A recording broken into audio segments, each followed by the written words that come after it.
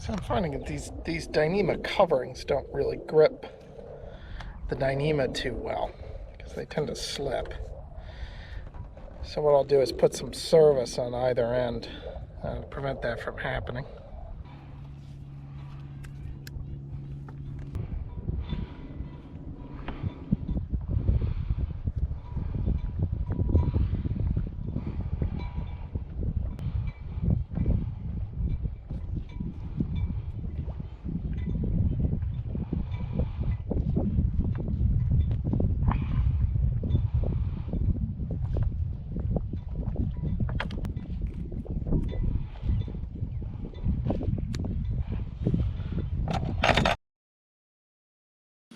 Alright, so here's the new CCOP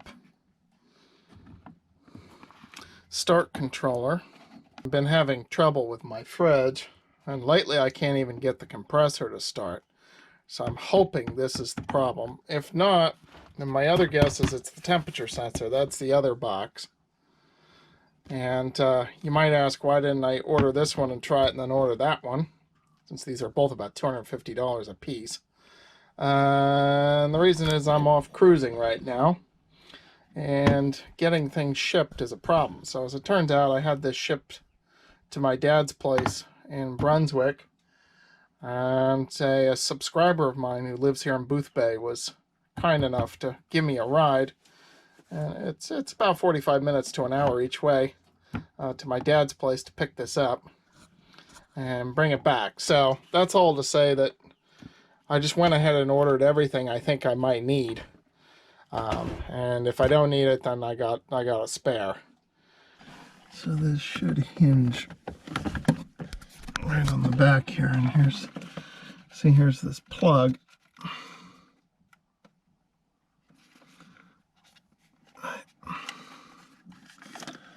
That should go onto those 3 prongs right there.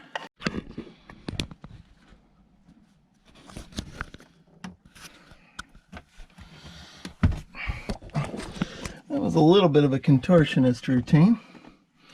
And now we start plugging things in here.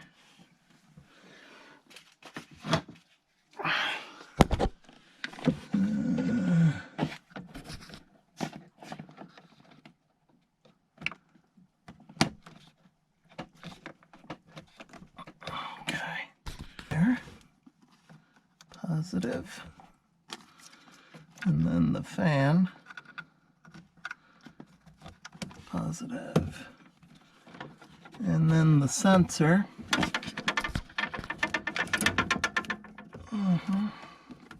Now this is also what I'm suspicious is defective, but we'll see what happens. Okay, we got power. Yep, so far so good. Good, she started right up. Nice and smooth too. So far it looks like that was it. It was the startup controller. Oh, and we just transitioned into freeze mode. Very good.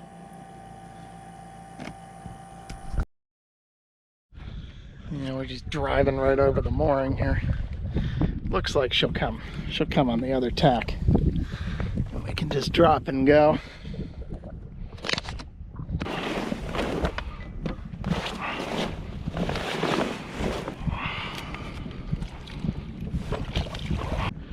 She hasn't decided which tack she wants yet.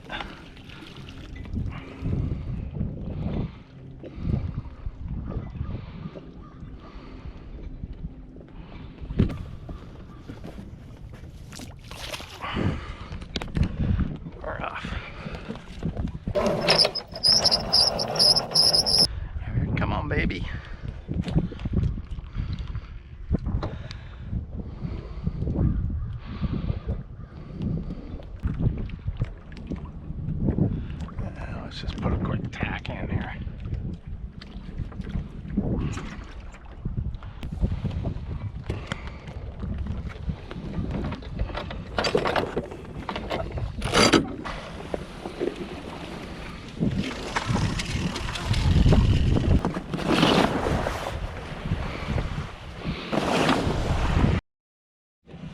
So the M-Track has stopped working again. Same error, antenna error.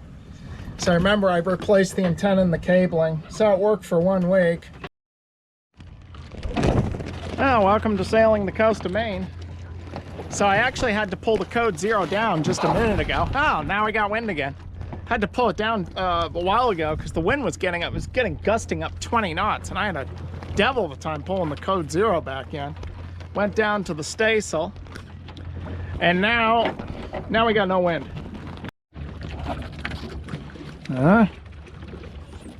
So are we gonna pick up some breeze from the southwest here, or are we just gonna sit here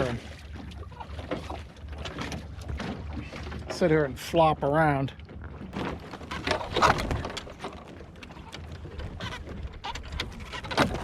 Not only do I have frustrating winds, but I'm really steamed about this M-Track.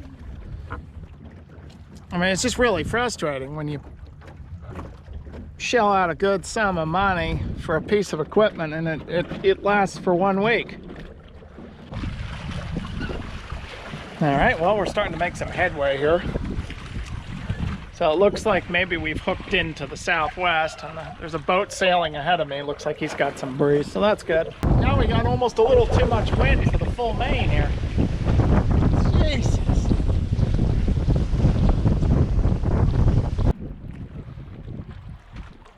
So I departed Ebonicook in the morning, sailed out around the Cuckolds, and now I'm coming into Leineken Bay, which is just east of Boothbay Harbor, Maine. And the very same subscriber who gave me a ride to pick up the refrigeration parts has also offered me the use of his mooring for a few days. And little did I know, he was also filming me.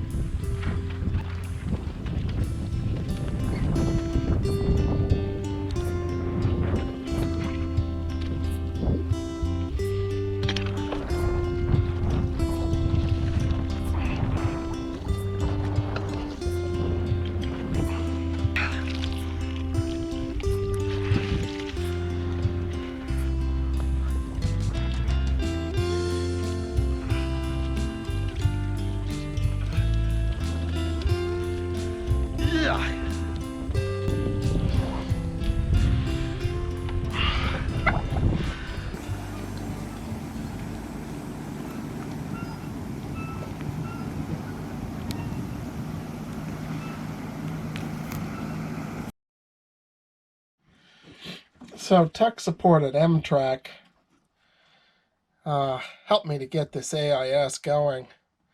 And what was happening was, you see this VSWR, which is voltage standing wave ratio. My understanding of VSWR is that essentially it's a measure of how much power wattage the antenna is putting out versus how much you're feeding it, how much the AIS is feeding it. And essentially, the higher the number, the greater the amount of power loss. So that's why it was cutting out over 5-to-1. It was saying if it's over 5-to-1, you're losing too much power in the signal. It's not putting out a good signal, so it was cutting out. So that's my understanding anyway. I'm not a radio tech guy. And so for some reason, it was must have just been either atmospheric or some sort of interference of where I was. But this number was getting over 5-to-1, and that's why it wasn't transmitting. And so what they did was they emailed me a command I could put in here to raise that cutoff threshold. And ever since we've done that, I haven't had a problem. And right now VWR is staying below 4-1. So it seems to be working all well here. So I'm glad I got that sorted out.